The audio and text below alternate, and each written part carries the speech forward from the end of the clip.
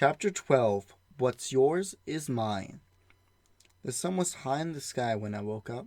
Raftalia was waiting for me. Are we going back to town? Yeah. She was coughing again. I silently passed her some medicine, which she swallowed in silence as well.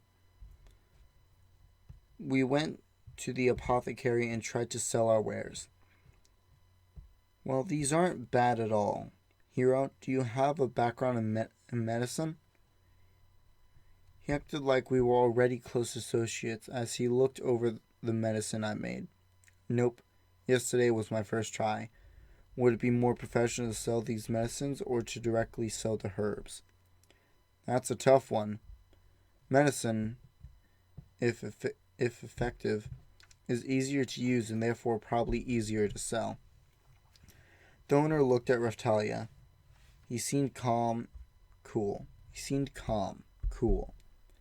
spoke directly and simply as if he knew we would doubt his counsel if his eyes were darting around the room. The prophecies are pushing the price of medicine up, though, so it's probably more profitable to sell the medicine. It would depend on the risk involved in compounding, as some percentage of attempts are sure to end up in failure. I also had no idea how much it would cost to assemble the necessary tools for the job, but I would need them to do it regardless. Do you have any tools that you don't use anymore? I thought about telling you 2 weeks ago when you came to sell those herbs. The owner wore an odd expression, like half a smile. In the end, he took the herbs as payment for instruction, bought the medicine I made, and gave me some of his older used tools. He gave me a proper mortar and pestle, as well as some other things, scales, flask, and the like. I got the impression that had I bought them new, it would come to a hefty price. They're all old and clunky, so I don't know how much you'll get out of them before they break. Sounds perfect for a beginner like me. Regardless, it was plenty of equipment to start experimenting with compounding. Now all we needed to do was sell off the balloon skins we had. We were on the way to the loot shop when a kid we passed in the streets caught my eye. The kid was playing with a balloon, bouncing it up and down like a ball. Raftalia was watching him too, jealousy in her eyes. Hey, that. I pointed to the ball the kid was playing with and asked the shop owner about it. Yes, well, it's made from battle loot, from balloon skins. I get it. Can you make me one too? You can subtract the cost of the amount of skins we sell you. The owner calculated the cost, subtracted it from our total, and gave me both the money and both the money and a ball made from the balloon skins. Here. I threw the ball at Raftalia. She caught it. Looked at the ball, then at me, then at the ball. She was surprised. What? You don't want it? That's not... No. That's not... No. She shook her head and smiled. That was the first time I saw her smile. Whatever. It didn't matter. She was just a kid. When we finished our work for the day, you can go play with that. Yay! She looked excited. That was good. The more excited she was, the more money I could make with her. Yes, money. We went back to the forest and started gathering herbs and fighting off monsters. We went anywhere we could with my current defense rating. Apparently, there was a town on the other side of the woods, but just thinking about the path that woman has suggested made me angry, so I decided not to go there. We were doing pretty well collecting lots of stuff. It felt like we gained a little latitude, so I decided to start heading for the mountains. Huh? A monster I'd never seen before appeared. It looked like an egg of some kind. If I had to classify it, it was probably related to the balloons somehow. There's a new monster. I'll go first to see what's up. If I say it looks okay, run up and stab it. Okay. Good answer. I ran towards the monster. When it saw me approaching, it bared its fangs. Clamp. It didn't hurt a bit. I fought I fought with it for a second, then got a good grip for Aptalia. Hiya! She attacked the monster with much more enthusiasm than she'd shown the previous day. Aegis was what that thing was called. The Aegis cracked with a loud snap, and its yellow interior ran out on the ground. Ew, gross! Could we sell the shell? It seemed like a waste to just leave it there, but it smelled rotten, so it probably wouldn't be good for eating.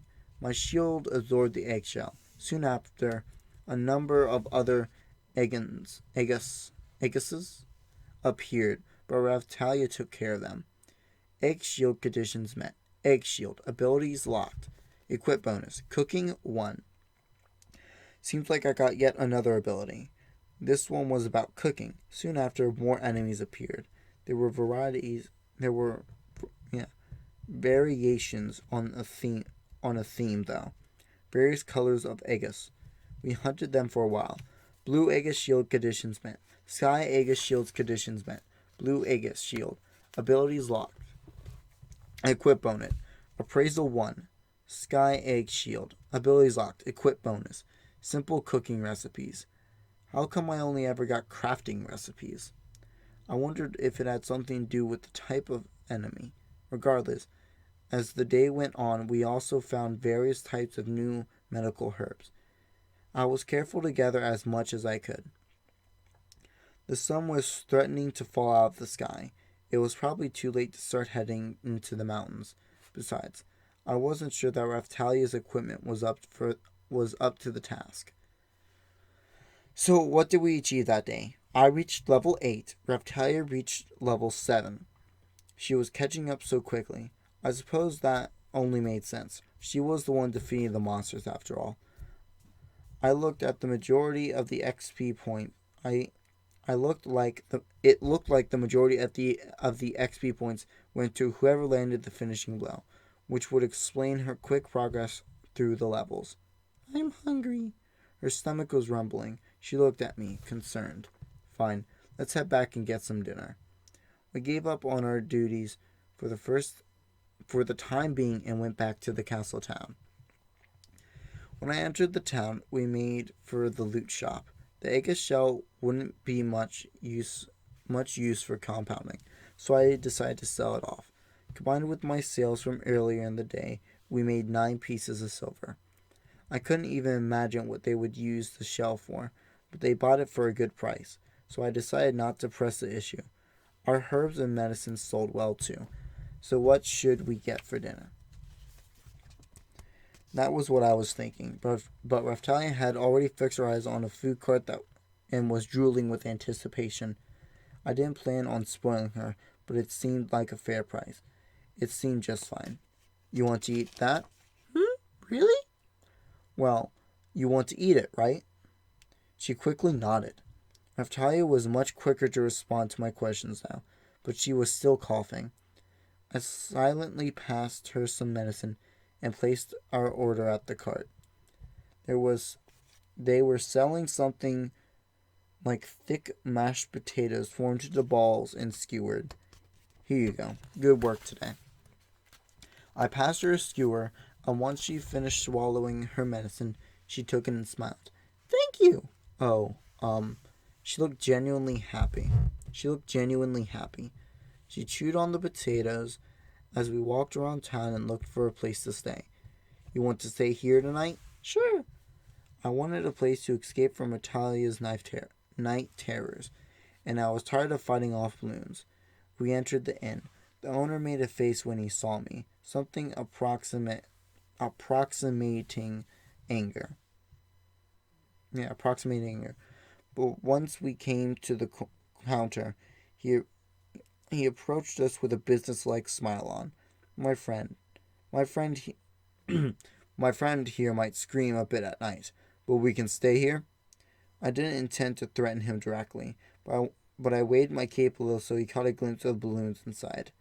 That's. That's. It's fine, right? We'll try to be quiet. Yes. I slowly realized since I arrived that the majority of tendence, tendencies was important when conducting business in this place. All the people in the country thought it was fine to ridicule me, but if anything happened, they'd run to the king. Even if they did, there really wasn't any other choice but to let me do as I please. Jeez, what a world. I paid for the room, and we went in and started unpacking. Raftalia was holding her ball. Her eyes were shining. Come back before dark, and try to stay close to the inn, okay? Okay. Jeez, what a child. Apparently demi-humans were subject to a fair amount of presection.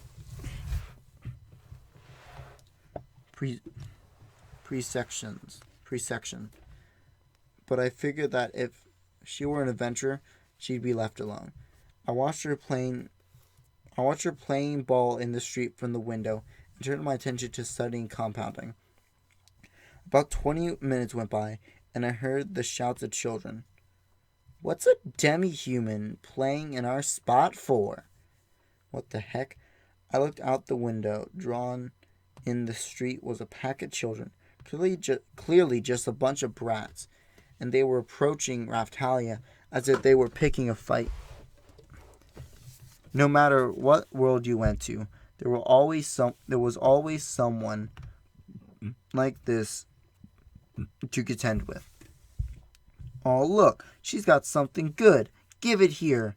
Reptalia understood that demi-humans were in a lower class. It didn't look like she was planning on fighting it. I left the room and ran downstairs. Give it here. Can't you hear me? But She looked weak and scared, and I could tell that the brats were going to take the ball from her by force. They formed a circle around her. Hold on a sec, you little brats. What the hell? Who's the old guy? What? Old guy? Whatever. I was 20. Who knew what age they considered grown up in this place? I guess I was an old guy to them. What are you trying to take toys from her for?